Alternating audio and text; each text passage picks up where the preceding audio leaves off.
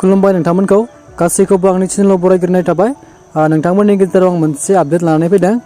बे आपडेटानो जाहैबाय जोंनि बर'फोरनि गेजेराव बयजोंबो मिथिजानाय मुंदांखा एक्ट्रेस मिथि नार्जारिनि हासबेन्ड मिथिंगा। थ' बिथाङा दासान्दि मोनसे मिउजिक भिडिअ शुट खालामगासिनो दङ।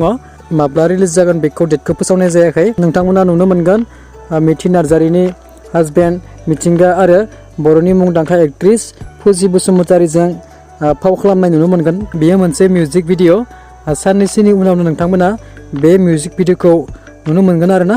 थ' बेनोसोमोन आरोना दिनैनि शर्ट भिडिअ आपडेटा।